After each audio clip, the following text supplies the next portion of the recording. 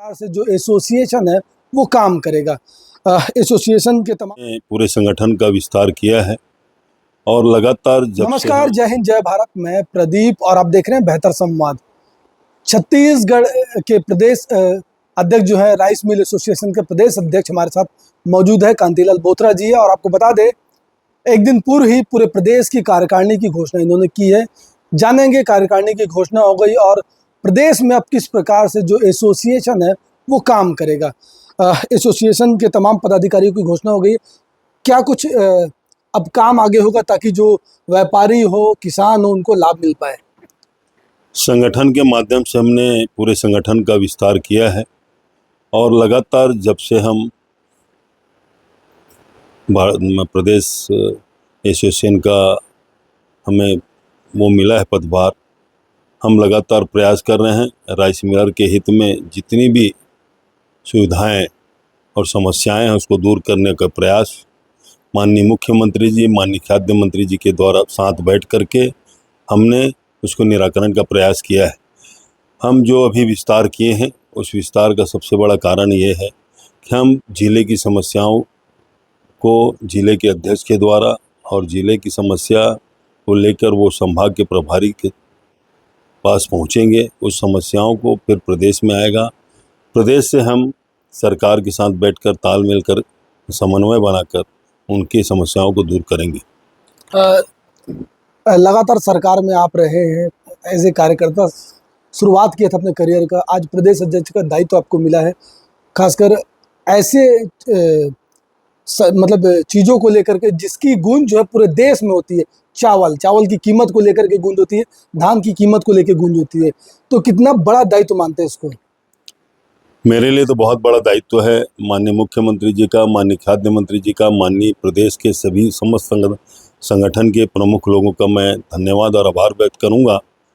मुझे इतनी बड़ी जिम्मेदारी दी है और मैं पूरा प्रयास करूंगा इस सरकार के साथ कंधे से कंधा मिलाकर और राइस मिलर के हित में जो अच्छा निर्णय होगा और सरकार के हित में जो अच्छा निर्णय होगा उसको करके इस किसानों की समस्या सबसे बड़ी बात है धान का निराकरण। हमने लगातार प्रयास किया है पूर्व में भी धान का निराकरण कराने का और आगे भी धान का निराकरण पूरा ठीक से हो, इस प्रयास में हम प्रयासरत हैं। अच्छा, आम पब्लिक भी जानना चाह रही है चैनल के माध्यम से कि राइस मिल एसोसिएशन का गठन हो गया, प्रदेश अध्यक्ष बन गए, तमाम कार्यकारिणी की नियुक्ति भी हो गई, तो काम कैसे होता है और कैसे मतलब आम जनता को इसका लाभ मिल पाएगा? आम जनता को तो क्या है, जब तक राइस मिल में कस्टम मिलिंग नहीं होगी, जनता को राशन जो प्राप्त होता है इस कस्टम मिलिंग के आधार पर होता है। कस्टम मिलिंग अगर प्रभावित नहीं होगी तो स्वाभाविक है जनता को इसका लाभ मिले। लगातार केंद्र सरकार में जो आप लोगों की सरकार है, मोदी जी है, विष्णुदेव सरकार है, 3100 रुपये जो धान की बात करते, तो कितना प्रभाव अभी अब 2 साल बीत गया आपको देखने को मिल रहा है? 3100 धान का लाभ किसानों को तो मिल ही रहा है। जो वादा हमारी सरकार ने मोदी की गारंटी में जो किया था उस मोदी की गारंटी को पूरा सरकार ने किया है। लगातार 2 साल तक की खरीदी हमारी 3100 में हुई है और आगे भी खरीदी जारी रहेगी और पूरा धान किसानों का एक एक दाना धान हमारी सरकार लेगी और हम राइस मिलर सब सरकार के साथ हैं और सरकार के धान का निराकरण करने के लिए हम पूरा तत्पर हैं। कभी ऐसा लगा कि पैदावार ज़्यादा हो गया, उसका निराकरण करने में थोड़ी सी तकलीफ जारी, कभी ऐसा हुआ है?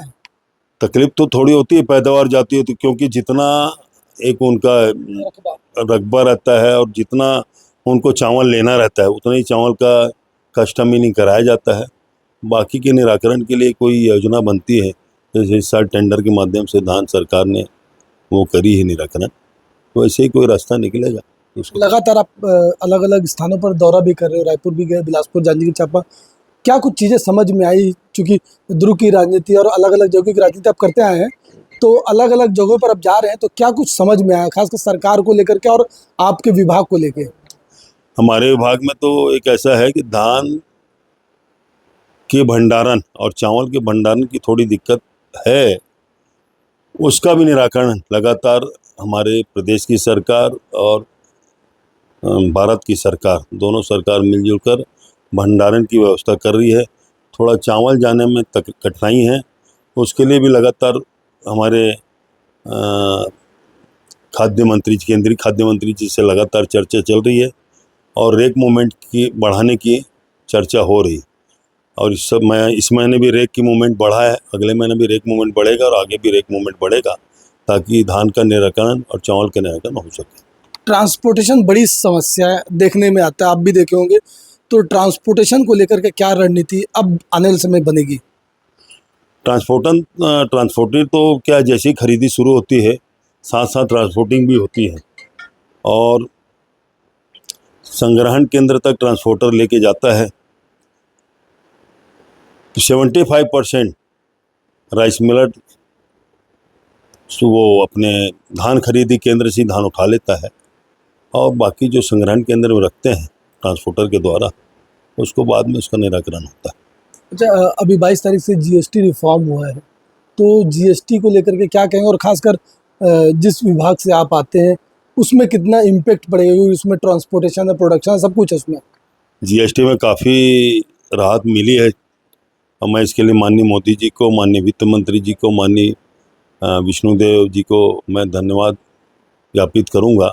जीएसटी से आम जनता को काफ़ी राहत मिला है और उसका दिख भी रहा है।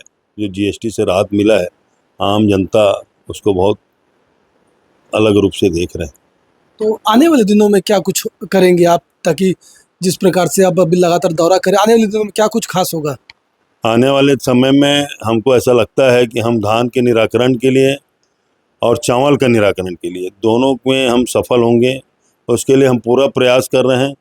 छत्तीसगढ़ की सरकार के साथ मिलकर, खाद्य मंत्री जी, माननीय मुख्यमंत्री जी के साथ मिलकर, हमारे राइस मिलरों के साथ मिलकर हम इस धान के निराकरण को बहुत आसानी से कर पाएंगे और चावल का मूवमेंट भी बढ़ेगा।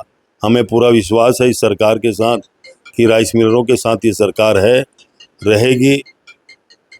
और इसके पूर्व में हमारे जितने भी पैसे रुके हुए थे, जितना भी राशि रुका हुआ था, उस राशि को हमारी सरकार, मतलब माननीय मुख्यमंत्री विष्णुदेव जी की सरकार बनने के बाद लगभग पैसा हमारे राइस मिलरों का रिलीज हुआ है और जो बचा हुआ पैसा है वो भी जल्द ही नई खरीदी के पहले निराकरण कर दिया जाए। बीच में देखा गया, जैसा आप बता रहे हैं, राइस मिलर धान उठाने में थोड़ा सा झिझक उनको होती कि धान नहीं उठाएंगे, तो उसको लेकर के भी कुछ रणनीति हुई उसको, चूंकि पुराना जो बकाया था उसको लेके? अब मिलर परेशान तो थे, लेकिन उस परेशानी को दूर किया ही सरकार ने। थोड़ा पैसे की दिक्कत थी, पैसा नहीं मिला था कस्टम मिलिंग राशि का। हमारी सरकार आने के बाद हम प्रयास किए, हम मांग किए, हमारी मांग को पूरी किए। हम मांग पूरी करने के बाद पैसा रिलीज किया गया, कस्टम मिलिंग राशि, प्रोत्साहन राशि। और इस साल हमने एक मांग और साथ में रखी थी, अगर कस्टम मिलिंग की राशि नहीं दे रहे हैं तो उसके बदले हमें धान दे दें, तो धान भी सरकार ने दी है। अच्छा, कितने ऐसे मतलब राइस मिलर हैं पूरे प्रदेश में जो अच्छे चल रहे हैं और जो थोड़े से कमजोर है? कितने ऐसे कैलकुलेट किए आप लोग? नहीं, लगभग राइस मिलर सब अच्छे चल रहे हैं। अब कुछ थोड़ी सी 5-10-1% जो लोग हैं थोड़ी परेशानी में, बाकी 90% राइस मिलर का कहीं कोई। अब आर्थिक परेशानी से थोड़ा बहुत उसमें 19-20 तो रहता ही है, लेकिन कुल मिला के राइस मिलर सब अच्छे रूप से चल रहे हैं। एकजुट कैसे करेंगे? जो थोड़ा इधर उधर हैं दाएं बाएं, उनको कैसे एकजुट करेंगे? पूरे एकजुट करने का प्रयास हम कर रहे हैं इस संगठन के माध्यम से, और हम आने वाले समय में पूरे राइस मिल को एकजुट कर देंगे और उसका परिणाम भी दिखेगा। तो बिल्कुल आपने सुना, छत्तीसगढ़ प्रदेश अध्यक्ष जो है राइस मिल एसोसिएशन के कांतिलाल बोथरा ने इनको नई जिम्मेदारी दी है सरकार ने, और कहीं ना कहीं प्रदेश के अलग अलग जगहों पर दौरा कर रहे हैं, पूरे प्रदेश का दौरा कर रहे हैं। और साफ तौर एक दिन पूर्व ही इन्होंने कार्यकारिणी की घोषणा की और कार्यकारिणी की घोषणा के बाद इनका साफ तौर पर कहना है कि अच्छा काम करेंगे, जनता के हित में काम करेंगे और राइस मिल और तमाम एजेंसियों को साथ में लेकर चलेंगे। बेहतर खबरों के लिए बने रहें बेहतर संवाद के साथ।